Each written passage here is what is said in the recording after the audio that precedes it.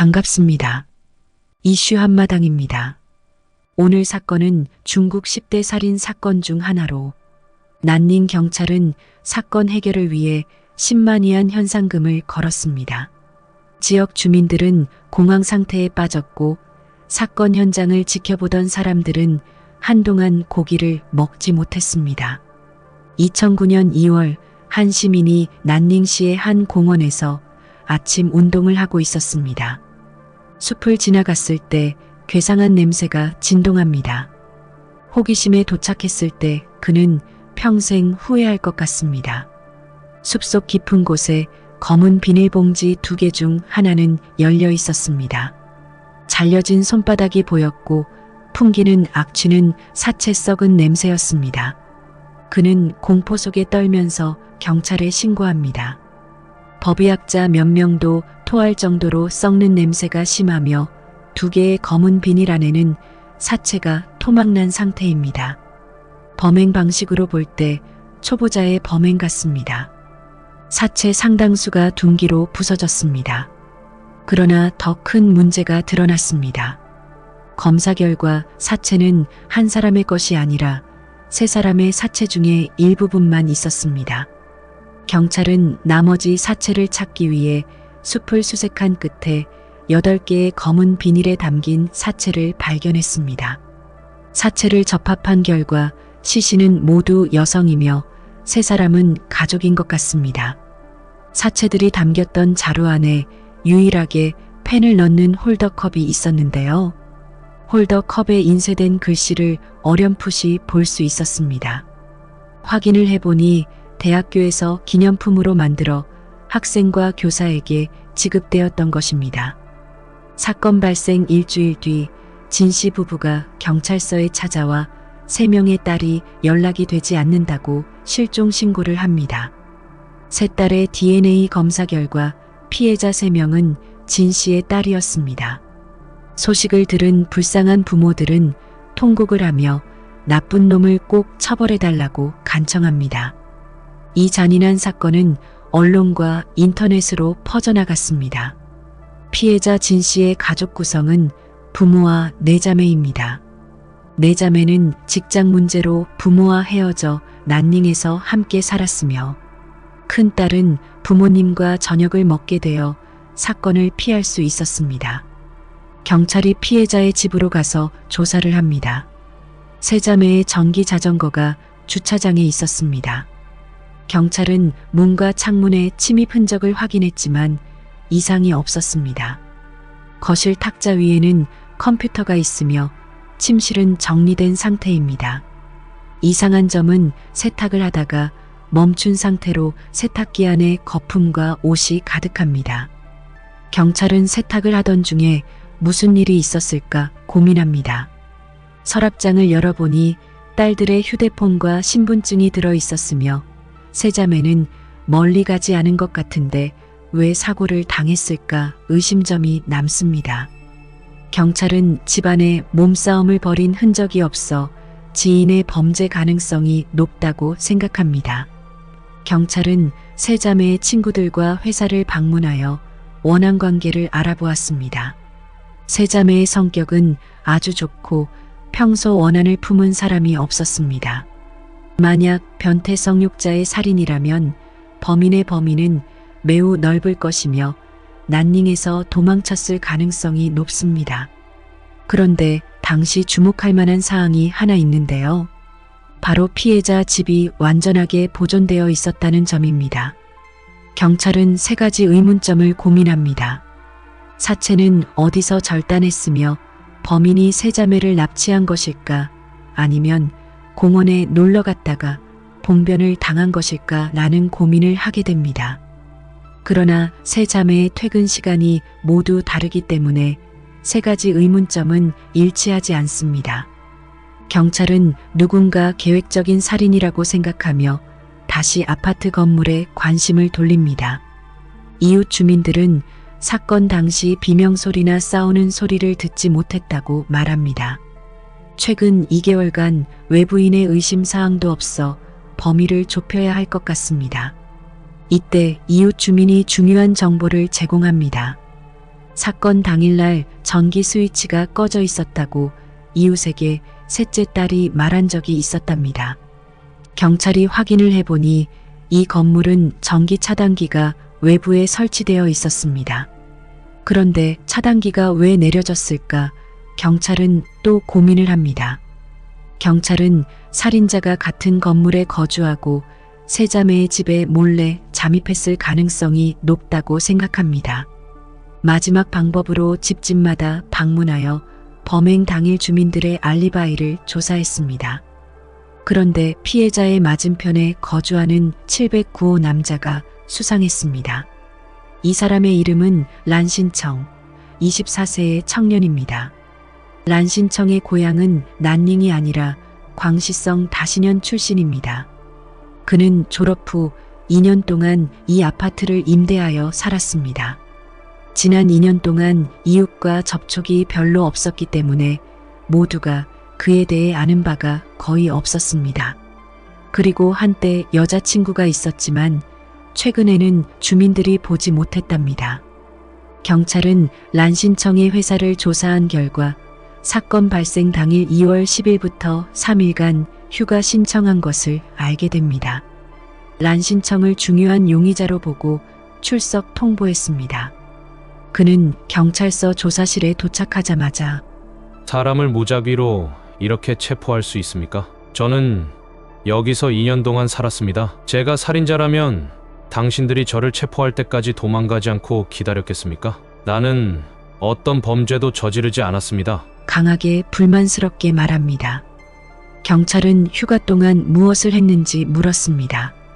나는 감기에 걸려서 휴가를 신청했습니다. 그리고 약국에 다녀온 이후 집 밖으로 나오지 않았습니다. 경찰은 약국에서 감기약을 처방받은 것이 확인되자 증거가 없어 석방했습니다.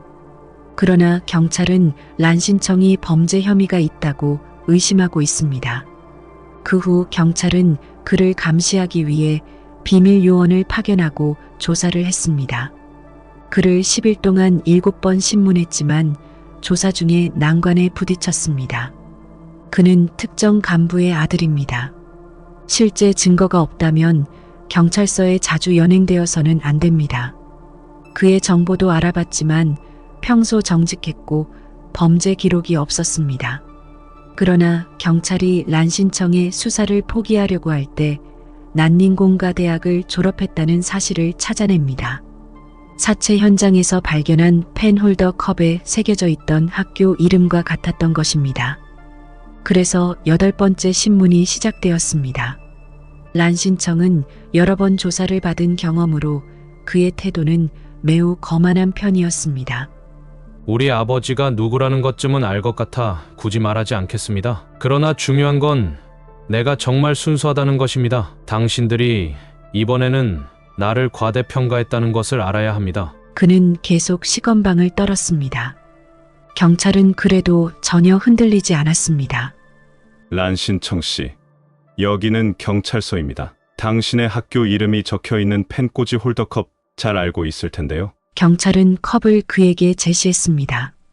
란신청은 컵을 본 후 당황한 흔적이 있었지만 태연한 척합니다. 모르겠어요. 이게 뭐죠?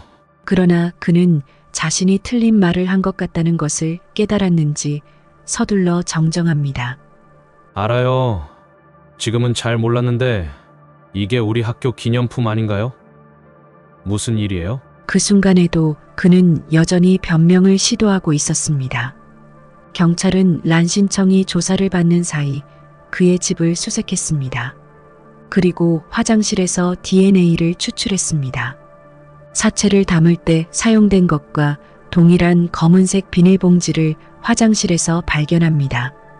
하수구를 조사하여 피해자의 머리카락과 사체 잔해 몇 개를 발견했습니다. 그리고 법의학자가 화장실에 화학시약을 뿌렸는데요. 살인 현장에서 이 시약을 뿌리면 혈액이 화학 반응을 일으켜 형광으로 보입니다. 경찰은 란신청을 그의 집으로 데려가 화장실 문을 열었습니다. 내부 벽은 형광으로 덮여 있었고 바닥 곳곳에 커다란 형광 자국이 있었습니다. 또한 피가 튀었던 흔적도 있었습니다. 그 순간 고개를 숙이고 얼굴을 가리며 울면서 자신의 잔혹한 범죄 행위를 인정했습니다. 란신청은 평소에는 말수가 적었지만 어떻게 그렇게 잔인하게 변했을까요? 란신청이 어떤 사람인지 알아보겠습니다. 그는 광시성의 부유한 가정에서 태어났으며 아버지는 지역 간부로 아들에게 기대가 높았습니다. 그는 공부를 잘하지 못했습니다. 하지만 오만하고 거만한 부자 2세 젊은이들과는 달리 주변 사람들에게 매우 친절합니다. 그러나 부모가 그를 엄격하게 키웠기 때문에 그는 어렸을 때부터 자유가 없었습니다.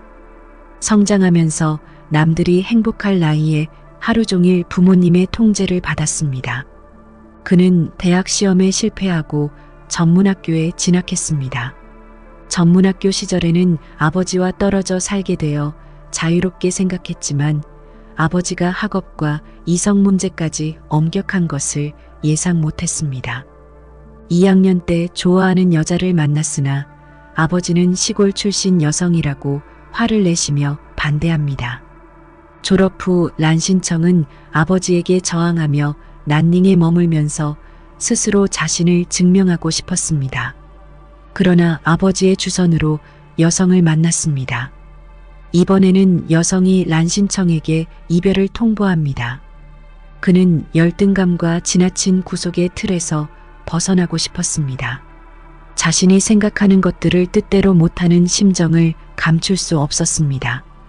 그때 셋째 딸에게 애정보다는 가깝게 지내면서 그의 편한 상대로 만들고 싶었습니다.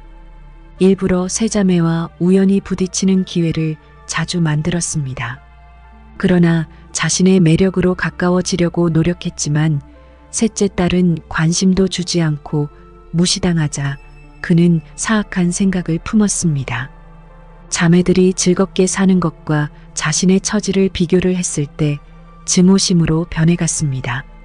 자매들의 많은 친구들이 찾아와서 웃고 놀 때마다 짜증이 나고 질투심을 느꼈습니다. 자매들의 행복한 분위기는 란신청의 양심을 깨뜨리는 계기가 되었으며 젊고 아름다운 세 자매를 바라보며 그는 사악한 선택을 했습니다. 그의 고백에 따르면 그는 아무것도 이루지 못했고 여자친구와 헤어져 분노를 느꼈으며 그때부터 여성을 싫어하고 사회에 복수하는 마음이 생겼다고 합니다. 회사에 감기를 핑계 삼아 사흘 동안 휴가 신청을 합니다. 또한 알리바이를 만들기 위해 약국에 가서 약을 받아옵니다. 마침내 2월 10일 셋째 딸이 혼자 있는 것을 알고 703호의 외부 전기 스위치를 내렸습니다. 셋째 딸은 외출할 때 문을 닫지 않는 버릇이 있었습니다. 셋째 딸이 차단기를 보러 나온 사이 그는 몰래 집으로 들어가 화장실에 숨었습니다. 셋째 딸이 들어오자 최루가스를 사용하여 기절시킵니다. 그러나 옷을 벗기려는 순간 갑자기 문이 열리며 평소 야간 근무를 하던 둘째 언니가 집으로 들어왔습니다. 란신청은 둘째 딸에게 칼을 대고 아무 말도 하지 말라고 경고합니다. 그리고 최루가스로 기절시킨 다음 두 사람을 화장실에 가두었습니다. 그런데 얼마 후 넷째 딸도 돌아왔는데요. 문에 들어서자 옷이 벗겨진 두 자매를 보았습니다. 숨어있던 란신청은 놀란 그녀에게 최루가스를 뿌리고 기절시킵니다. 그리고 세 자매를 709호 자신의 집으로 옮겼습니다. 얼마 후 의식이 돌아온 그녀들을 강간했습니다. 또한 자신의 범죄가 드러날 것을 두려워하는 란신청에게 세 자매는 사망하고 맙니다. 악마는 전기 자전거를 타고 사체를 공원숲에 버렸습니다. 그곳은 상대적으로 한적하고 평소에는 사람이 다니지 않습니다. 그리고 집을 정리한 뒤 아무 일도 없었다는 듯이 출근했습니다. 란신청이 예상하지 못한 것은 펜꽂이 홀더가 사건 해결의 핵심 단서가 됐다는 점입니다. 그러나 재판 과정에서 란신청은 피해자의 가족을 향해 폭언을 퍼붓기 시작했습니다. 란신청은 어떻게 변명할지 고민하고 있었고 정신 이상자 행세하며 한동안 웃고 농담도 하며 고통스럽게 울기도 했습니다.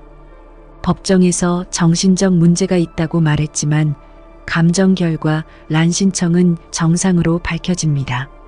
란신청은 피해자에게 사과하지 않았으며 결국 그의 아버지가 사과하고 배상금 180만 위안을 피해자에게 지불했습니다. 2009년 7월 22일 판사는 란신청에게 사형을 선고합니다. 아버지는 재판석에 아들을 바라보며 자식의 교육 방식을 후회했지만 이미 늦었습니다. 마침내 2010년 7월 이 악마는 처형장으로 보내졌습니다. 이 비극의 첫 번째 원인은 그의 부모입니다. 부모가 자녀를 이해했다면 비극은 일어나지 않았을 것입니다. 그러나 란신청은 부모 탓으로 동정받을 가치가 없습니다. 무고한 사람들을 살해하고 가장 잔인한 방법을 사용했습니다. 세자매의 명복을 빕니다. 구독과 시청해 주셔서 감사합니다.